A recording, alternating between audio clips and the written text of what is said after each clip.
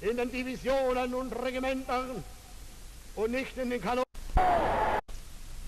nicht sind den Bürger, nicht sind irgendwelche Anhänger, Angehörige eines Volkes.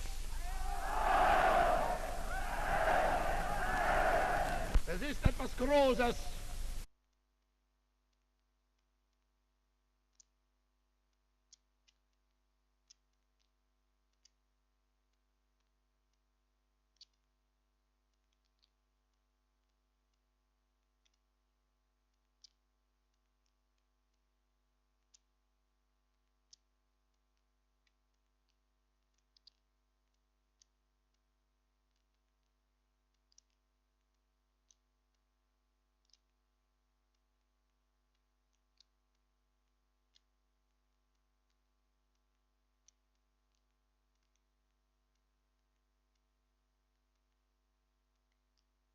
Was in den 3 Jahren geleistet wurde. Bedenken Sie, 6,5 Millionen Erwerbslose, in Wahrheit sind es über 7,5 gewesen und heute kaum mehr 2, ein Viertel. Bedenken Sie die Lage anderer, viel größerer Staaten mit großen Reichtümern, mit gewaltigen Naturschätzen, mit wenig Menschen auf einen Quadratkilometer, und es ist ihnen das nicht gelungen. Und mögen Sie sich erinnern, dass Sie über all diese Trennungen hinweg Angehörige eines Volkes sind, nicht nach Menschen, sondern nach Gottes Willen.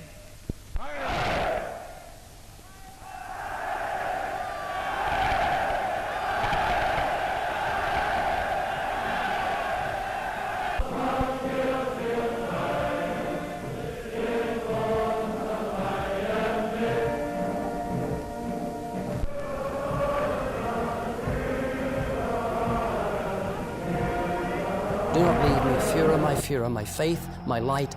Hail, my Führer. Be with me for a long time. Do not leave me, Führer, my faith, my light.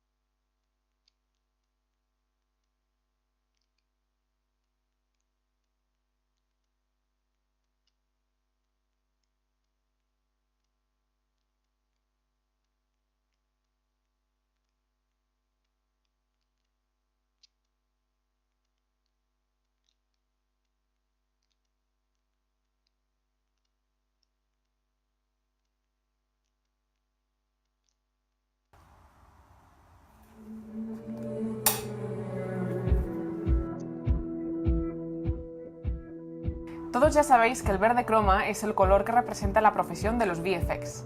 ¿Pero sabéis por qué? Soy Carolina Jiménez y hoy os quiero hablar un poco del verde croma, qué es y cómo se utiliza.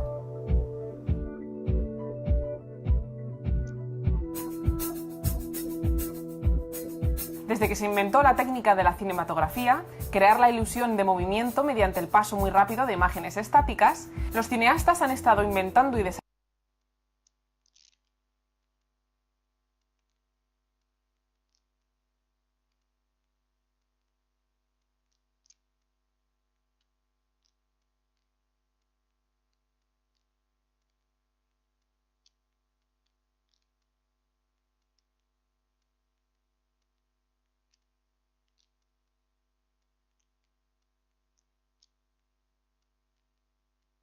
desarrollando diferentes maneras de crear trucos visuales para hacernos creer que es real lo que no lo es.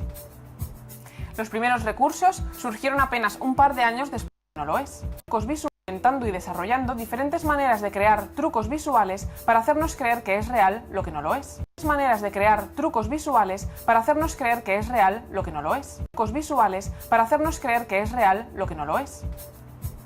Los primeros recursos surgieron apenas un par de años después de la invención del cinematógrafo por parte de los hermanos Lumière, de la mano del ilusionista Georges Méliès. Méliès comenzó a experimentar con las posibilidades que esta nueva invención tecnológica podía aportar a la puesta en escena de sus espectáculos, y no tardó en comprender el poder narrativo de lo que hoy conocemos como cine, dejando la magia para convertirse en cineasta. Desarrolló técnicas como la doble exposición, que consiste en filmar 2 o más veces sobre la misma película antes de sacarla de la cámara para revelarla, lo que hacía que las imágenes se superpusieran. Perfeccionó la técnica de revelarla.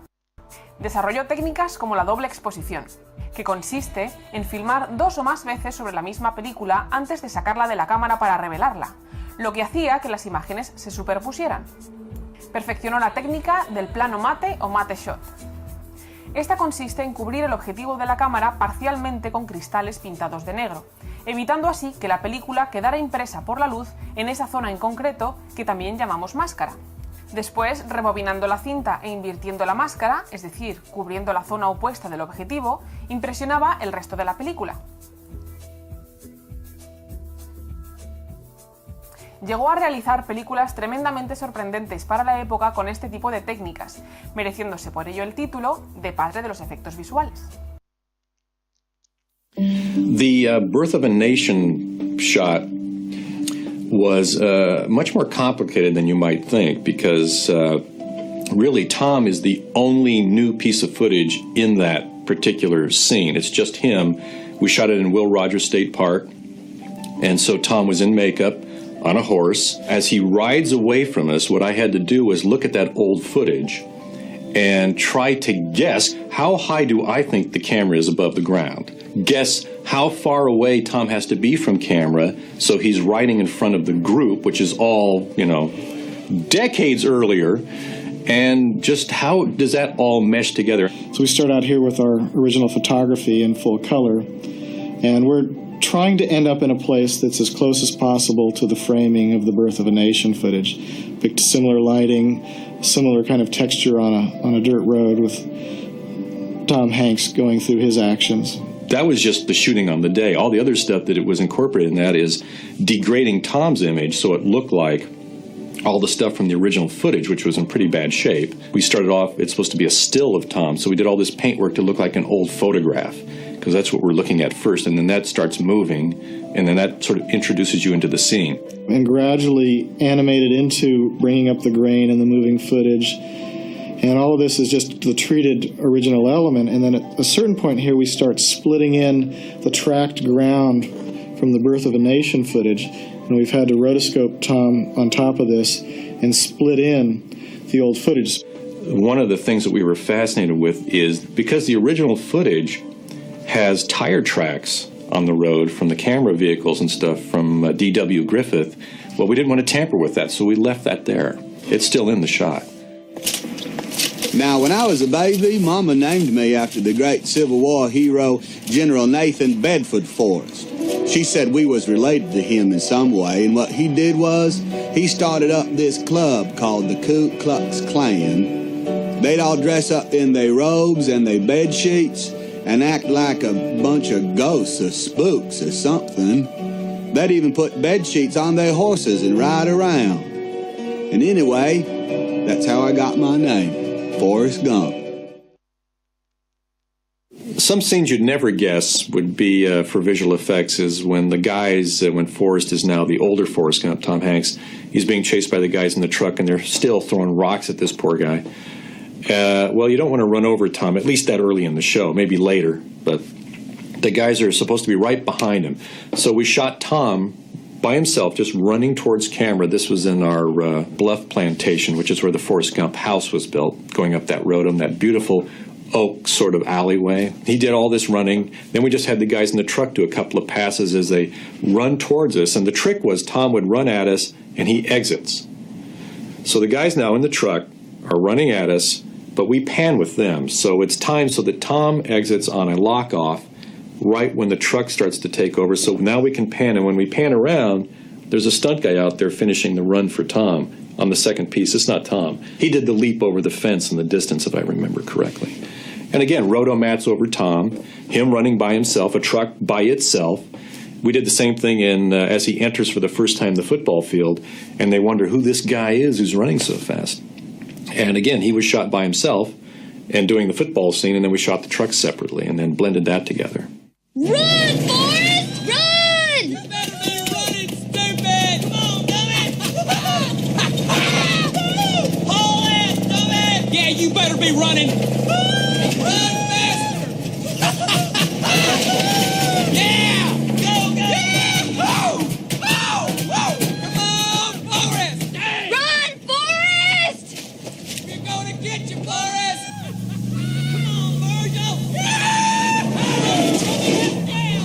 We're gonna get you, Doc! Dang! Get you later, fool!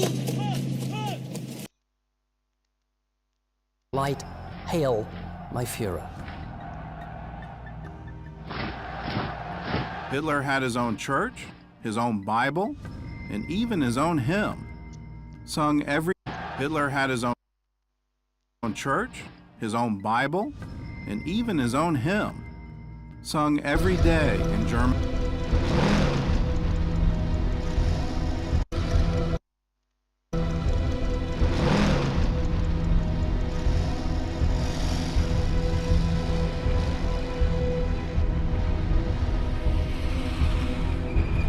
Gamlan thus moved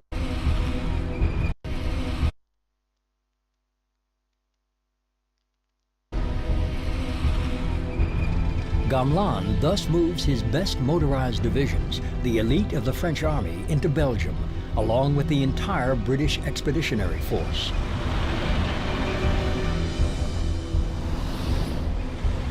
These are fighting soldiers with true grit. They will stop the German advance through Belgium. But Hitler in his headquarters is gloating. His decoy worked.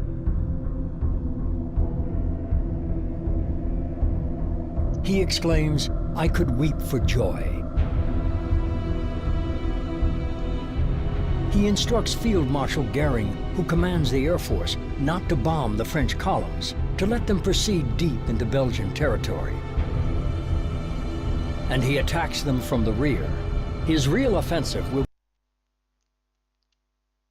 Avez-vous déjà vu un soldat de la Seconde Guerre mondiale déjeuner près d'un food truck? À Dunkerque, ces derniers jours, c'est une scène quotidienne, tout comme le survol d'avions Spitfire, les explosions sur la plage ou les apparitions furtives de navires de guerre.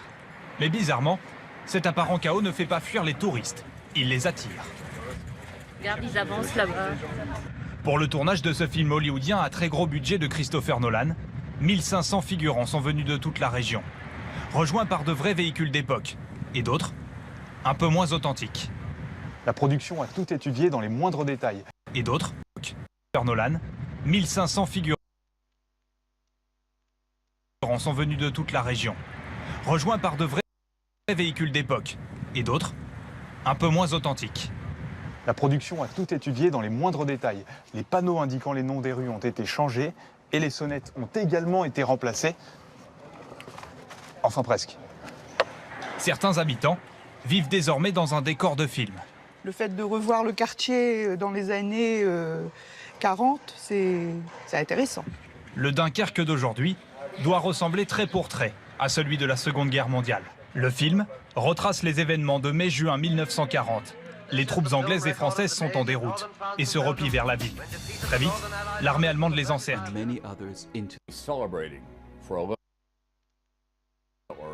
Thought that his mission in life was to rid the world of Jews. That even if he didn't build the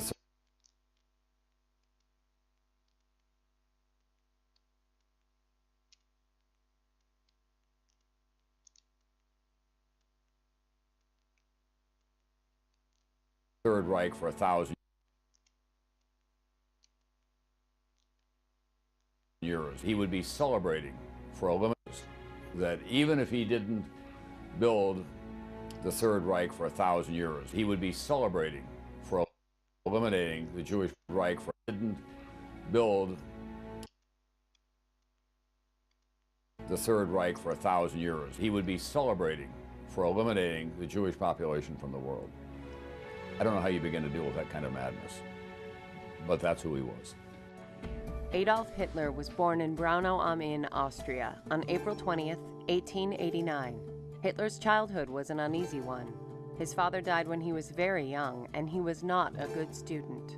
In his teen years, in his pre-war Viennese life, you start seeing the attractions to the anti-Semitic and rabid anti. Am Inn, Austria, 89. His father died when he was very young.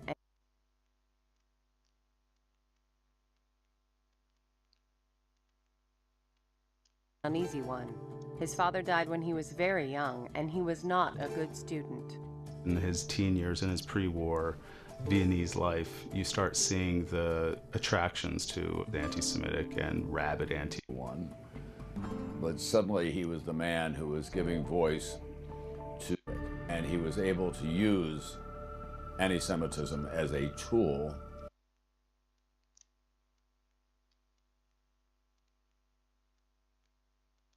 the streets of Berlin with hundreds of thousands of people marching in uniform and goose-stepping their way down the Platz and raising their arms in salute to Adolf Hitler.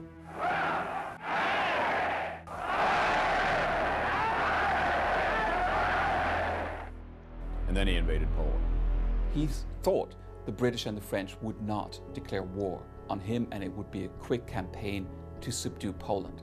But on September 3rd, 1939, Britain declared war. France followed suit.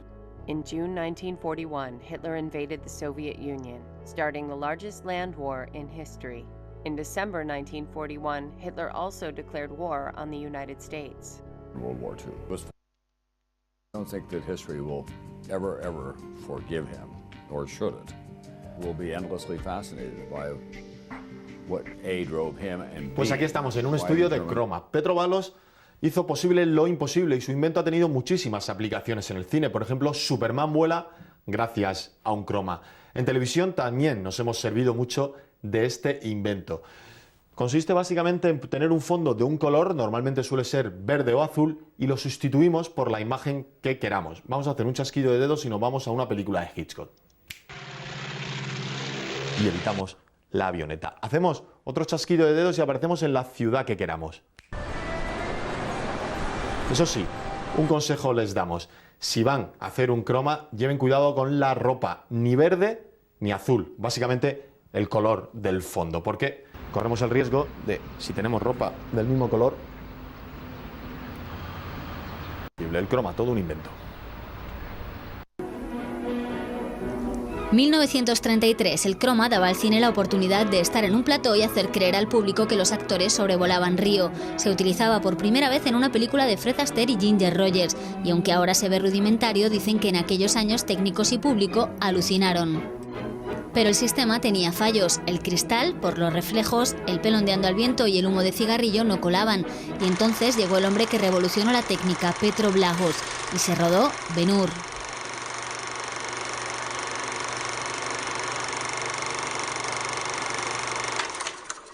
Desde entonces, en la famosa tela verde o azul se ha incrustado la historia del cine.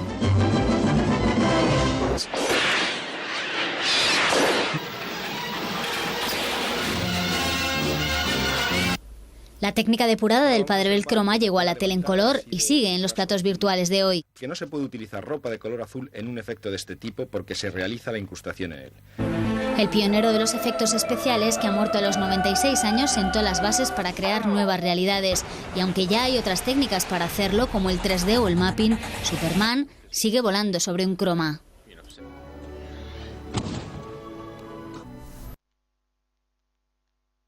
People decided to follow him, not just off the cliff, but into the darkest hellhole in history. Mark Twain is now thought of as America's first celebrity because he was so good at capturing the public imagination, and it became important to him to have a public El principio de la técnica del mate shot es el mismo que utilizamos actualmente usando cromas. diferenciar una zona del plano para integrar en ella algo que no estaba inicialmente ahí, pero que lo parezca. Los trucos de Méliès se han ido perfeccionando poco a poco para poder cada vez sorprender al espectador de manera más convincente. Otra técnica muy empleada desde el principio es la del matte painting sobre cristal. Consiste en dibujar parte del plano sobre un cristal que se coloca delante de la cámara y que cubre parte del encuadre. Podía usarse tanto para rellenar fondos como para añadir elementos superpuestos en primer plano. Se podía hacer in situ durante el mismo rodaje o combinar ambas técnicas, la del matte painting con la del matte shot, cubriendo la zona del shot con una máscara negra y cuando la pintura estuviera lista, realizar la segunda exposición en el estudio, componiendo ambos elementos. El problema de los mates, tanto en el caso del matte shot negro sobre el objetivo como el matte painting sobre cristal, es que la cámara debe estar perfectamente quieta y ninguna acción puede cruzar la línea de mate para que el truco funcione. Así que pronto se empezó a avanzar en técnicas que permitieran usar una máscara móvil. El primer método, desarrollado por Frank Williams en la década de los 20 y llamado el proceso Williams, consistía en filmar a los actores moviéndose sobre un fondo totalmente negro. Tras el revelado, se hacía una copia de la película elevando al máximo el contraste, de modo que la acción de los actores quedaba registrada como una silueta blanca sobre un fondo negro. Y era este fondo negro, con la silueta blanca en movimiento recortada sobre él, lo que se utilizaba como matte shot, permitiendo que la zona negra quedara sin impresionar, disponible para realizar después la composición. Esta misma técnica se empleó en la mítica El hombre invisible en 1933. La escena en que el personaje se quita la ropa se filmó cubriendo al actor en una tela de terciopelo negra sobre un fondo totalmente negro. Como veis, el primer color croma fue el negro, pero el proceso Williams tenía el inconveniente de que a menudo las sombras sobre el sujeto del actor se perdían en la máscara. Esto se solucionó con una nueva innovación, el fondo azul. Sí, aún en la época del blanco y negro. Se llamó el proceso Dunning por su inventor y consistía en usar luces de colores, capas para crear la máscara sin perder las sombras, carretes. E incidía sobre dos rollos superpuestos, un invento relativamente nuevo en la época que podía combinar varias películas en una. Se eliminaba primero el fondo azul, después con el negativo de la máscara mate se eliminaba la silueta correspondiente del plano del fondo, pero el proceso de fondo azul fue perfeccionado por el ingeniero e inventor Petro Blahos, y este ha sido el método principalmente usado durante décadas hasta la llegada de la siguiente revolución, la era digital. El azul, el croma azul, seguía siendo el color predominante tanto en cine como en televisión a la hora de hacer keyings, como también llamamos al proceso de eliminar un color concreto de aquello que hemos filmado. Pero poco a poco el verde se fue abriendo camino según avanzaba la tecnología digital. ¿Pero por qué el verde? Pues porque es más sencillo y barato de iluminar, porque es más claro a la hora de reproducirlo en dispositivos electrónicos, porque se diferencia mucho mejor del cielo y es más útil en exteriores, y porque sigue estando bastante alejado del tono de la piel y es menos común en vestuarios en producción. Pero sobre todo, ahora en la era de las cámaras digitales, porque la mayoría de los sensores utilizan el patrón Bayer, que usa el doble de sensores verdes, así lo requieren, pero el verde es ahora el color croma predominante. ¿Pero cuál es ese proceso? ¿Cómo se usa el fondo verde croma? A la que habrá en el fondo en el que después van a ser insertados, procurando que incida desde la misma dirección y en el mismo ángulo. Otro detalle importante.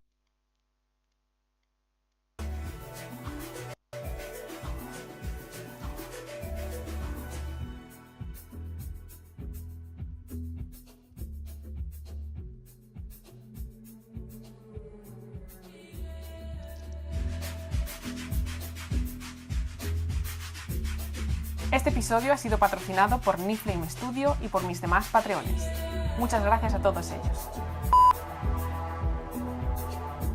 Desde que Forrest is filled with sequences that never made it into the movie. And one of my favorites was with Martin Luther King. And it was the first time we met, he goes into the middle of it, not knowing what it is. He just thinks it's a parade, of course. And he's sort of looking around, what's going on, and there's these guys, the cops there have these vicious dogs, these German shepherds that were trained to, when they let them go, they go charging at the group, the marchers, teeth bared, growling, furious. Tom And who then transitions to Tom Hanks right there. And these guys are running. They're matted in. We're painting out the old leaves in front of the new ones there. In the end, it all looks like it all happened at the same time. Which looks pretty cool. And it's a great shot.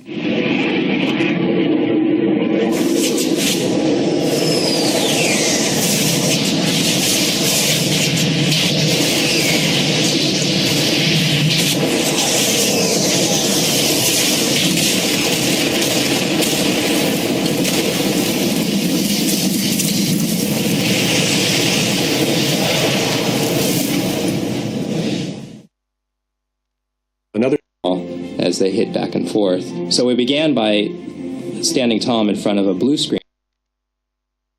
And in this position that we had to get rid of and then drop Tom in a shot like this wide view here, we decided to use a recreation where almost all of the set is actually a stage. Some of the challenges were the same. We had old archival footage that we were going to position Tom into, and we're having to strip Tom in behind Lyndon's hands. And actually there was another military person in this position that we had to get rid of and then drop Tom in. In a shot like this wide view here, we decided to use a recreation where almost all of the set is actually a stage set that we shot. And then we're dropping in Johnson's head on top of a stand-in body lookalike. And what we did is we would start with the Johnson footage, look at the lighting and everything that we needed to match to, and make the rest of this scene come as close to that as possible so that our work was really just in isolating the head, dropping it on the neck, and tracking it in there. This shot, which is one of the embarrassing moments for Lyndon Johnson when Tom Hanks is sort of bending over showing him his wounds, we did the recreation approach to this as before, where we reshot the whole scene with our actors and are tracking Lyndon Johnson's head. Now, one of the problems is you can see that he continues to walk out